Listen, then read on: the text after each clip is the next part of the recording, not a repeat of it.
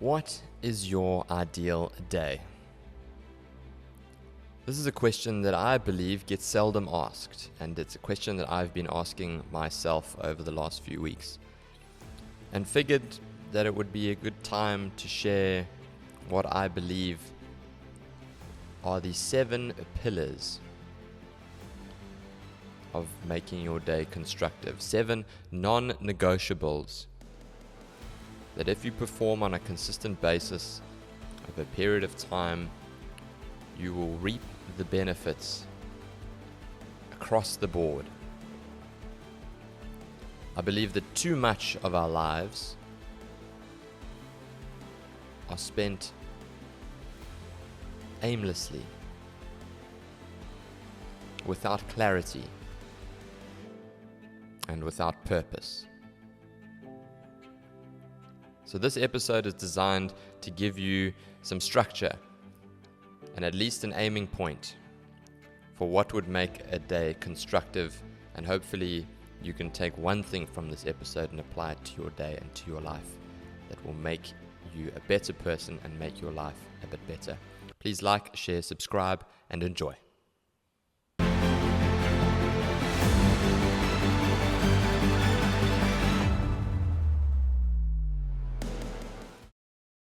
Hello and welcome back. It's just you and I today, and I'd like to share with you a musing of mine over the last few weeks, and that is, I've been asking myself the question, what does an ideal day look like for me? We all know that there's ups and downs. There's going to be good days and bad days, and there's going to be a lot of average days in between. But I think once we set a barometer for measuring what a good day looks like and what are the fundamentals that have to be in place that I have to do on a consistent basis to create the environment for which that can happen, then I believe that we are now living with intention and we're not reacting.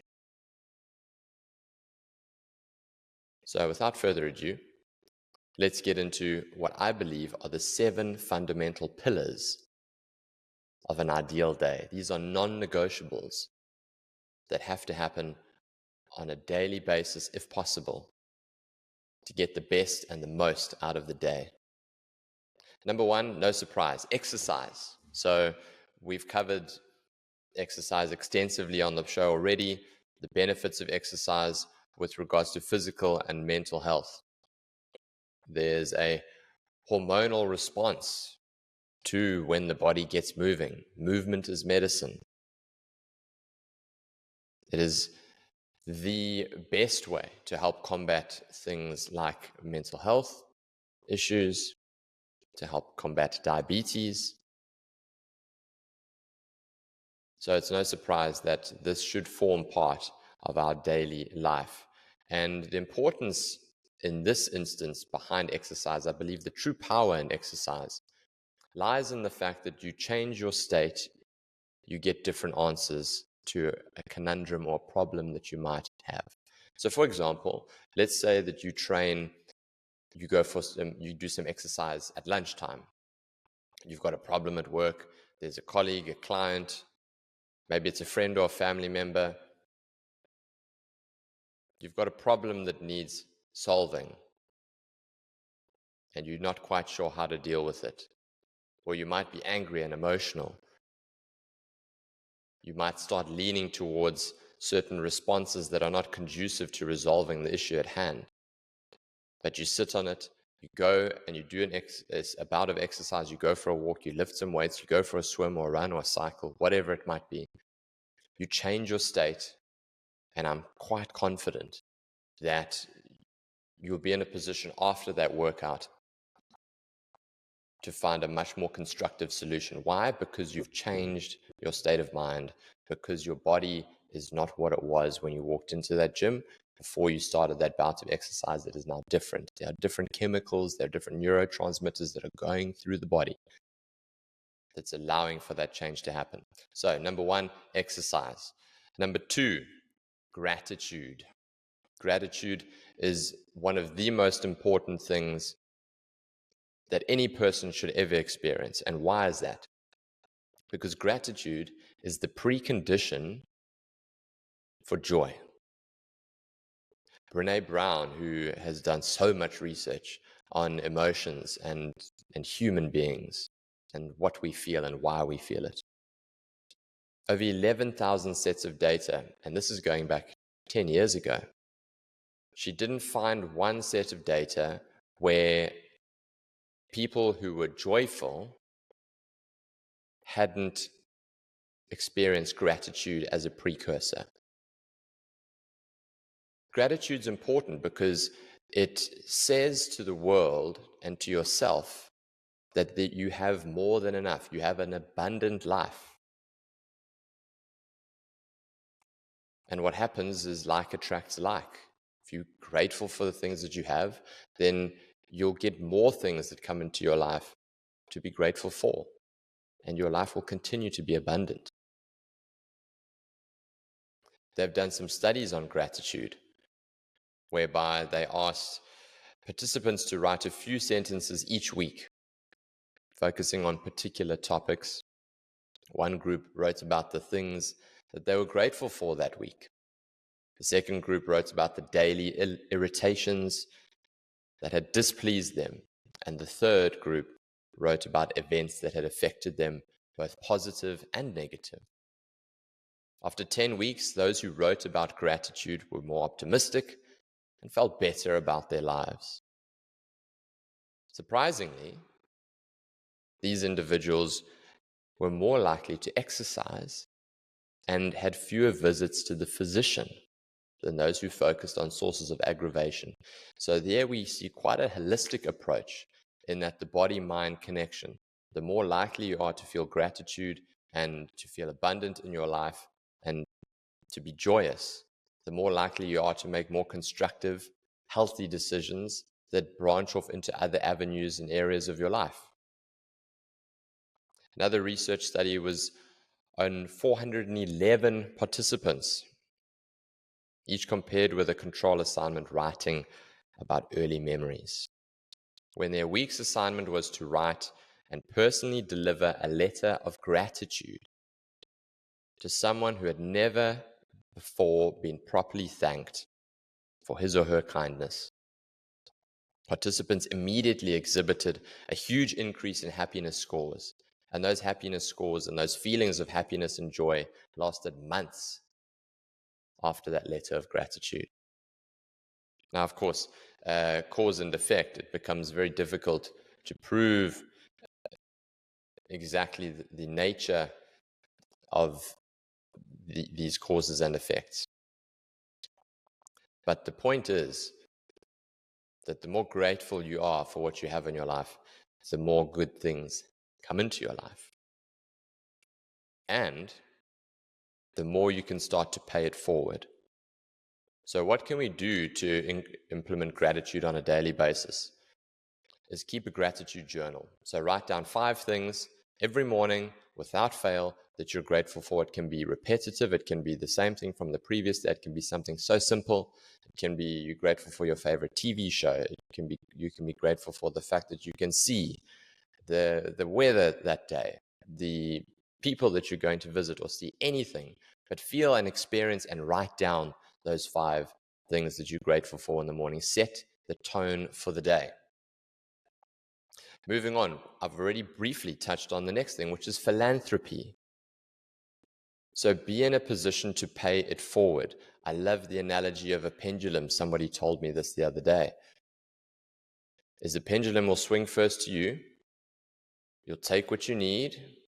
You'll feel grateful for what you've got. But then the pendulum's going to swing away from you. And that's when you're giving it back. You're paying it forward. Again, that comes back to if I've got enough, if I've got more than enough in my life, then I'm in a position to be able to give and to distribute additional joy to other people. So again, it's saying that I've got more than enough. I've got an abundant life. And that's exactly what that study alluded to. The power of paying it forward and the power of serving the people that mean something to us in our immediate circle, and people that we don't even know. So what does this mean on a daily basis? It means do something nice for somebody every single day with expecting nothing in return. This is not a transaction. It is a random act of kindness for the sake of being kind. It can be somebody that you know, and it could be somebody that you don't know. But make a point of doing something nice for somebody every single day without expecting anything in return. Number 4, adversity. This is an interesting one. I've been thinking about adversity a lot, and I believe that if we're lucky, some days we'll get the opportunity to choose what adversity we face. Very often, we don't have that luxury. And at the risk of sounding ominous, inevitably in life, there will be times when we will have to stare into the tiger's mouth. And what that means is we need to become comfortable being in uncomfortable situations. So, we need to develop the capacity and the understanding that we can respond favorably in uncomfortable situations. So put yourself in an uncomfortable situation every single day on your terms. And as David Goggins would say, you callous the mind. I think that's what he means when he says that. So what does that look like? Cold showers is a great example. Cold exposure therapy, it's uncomfortable. Get out of bed in the mornings. Last thing you want to do is jump into a cold shower. Maybe now we're heading into Durban summer, so it might be a little less unpleasant. But you could do an ice bath, for example. Something like that, where you have to override that instinct for comfort, that desire for comfort.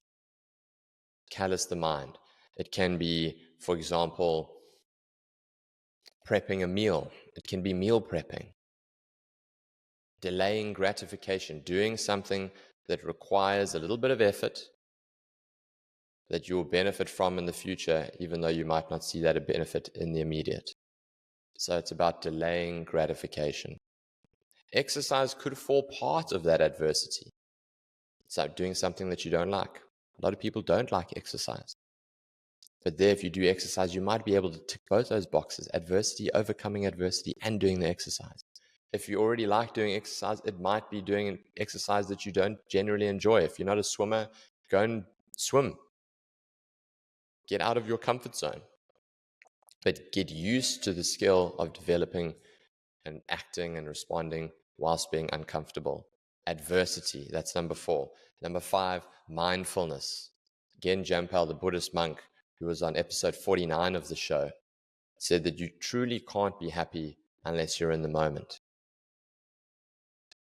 And just like many other things in life, you have to train yourself to learn how to be in the moment. As children, we have that ability. We can be completely present and absorbed in what it is that we're doing, being completely content and happy and joyful.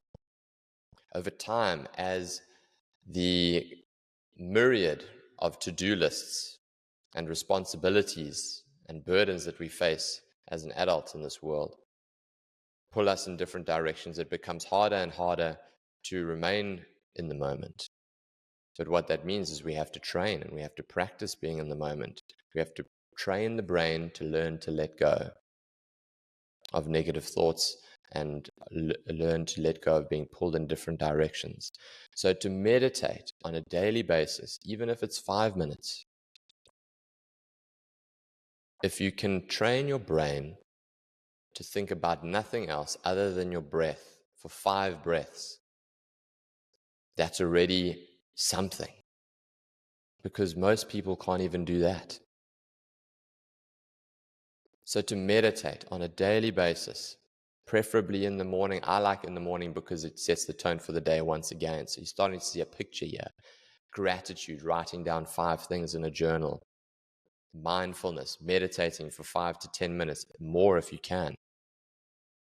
We're setting the tone for the day. You can meditate on a number of things. You can use that as a visualization technique for what you want in your life.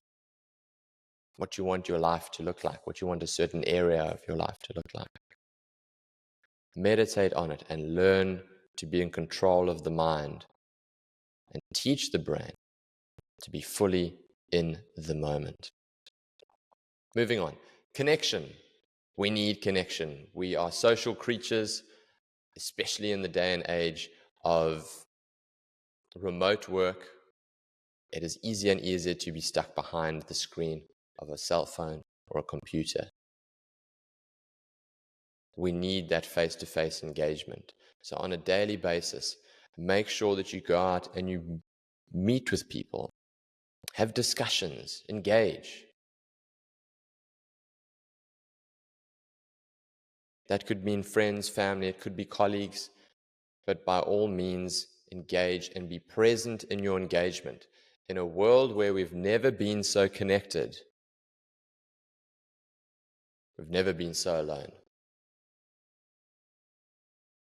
So when you're with the people that you love and that you enjoy spending time with, and when you're with a stranger, getting to know them, exchanging in small talk, be fully present.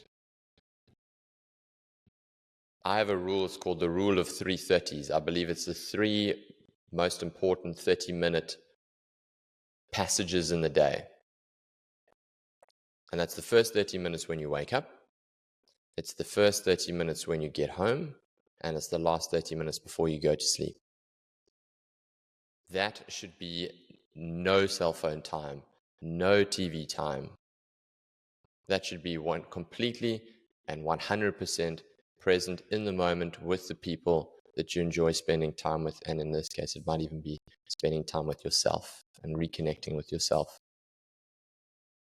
So the phone goes on flight mode, not silent, because our smartwatches, the notifications can come through on the smartwatches as well. Phone on flight mode or phone off. Get used to being uncomfortable in that sense about being away from your phone. The rule of 3:30s. And finally, knowledge. The pursuit of ongoing education. The best way to do that would be to read on a daily basis.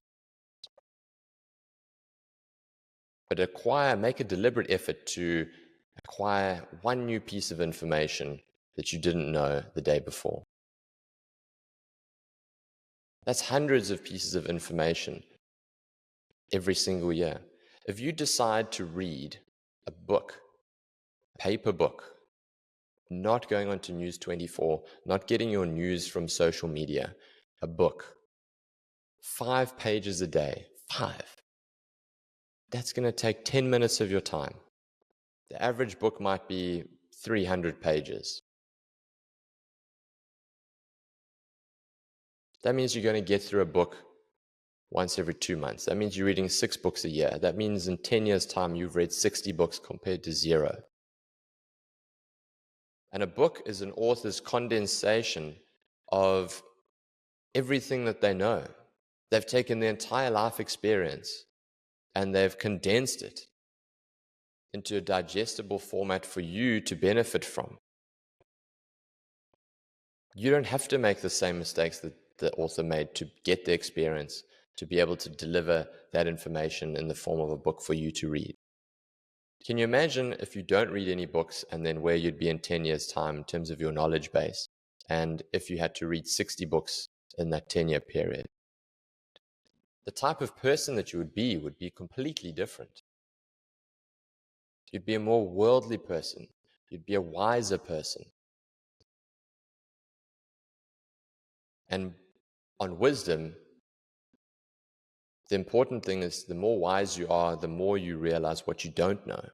So therefore, you're less likely to make mistakes out of ignorance and naivety. So what I'd like to do, and this is my challenge to you, and this is something that I've done myself, is to take those 7 pillars of daily living: exercise, gratitude, adversity, connection, mindfulness, knowledge or education, and philanthropy, and give yourself a score on a daily basis. So you've got a score out of 7. Over a week, you've got a score of 49. and keep count and keep track of where you're at. On a good week, you'll be in the 40s. You're never going to get, unlikely will you get 49 out of 49.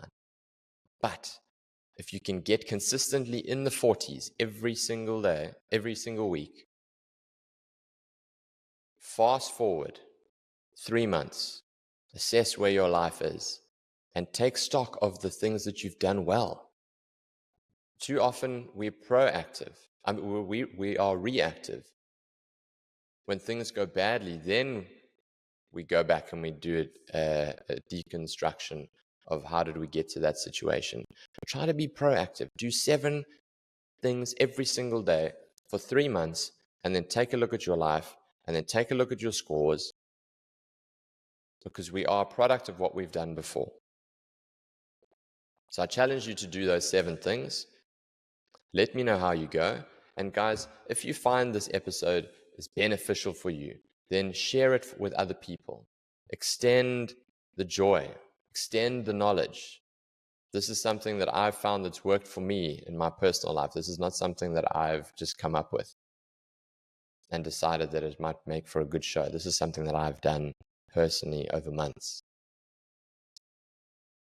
And let's continue to learn and to grow together. It's a different type of show today. I'm really looking forward to seeing the response and how people feel about the different format. And then maybe there might be more of these in the future.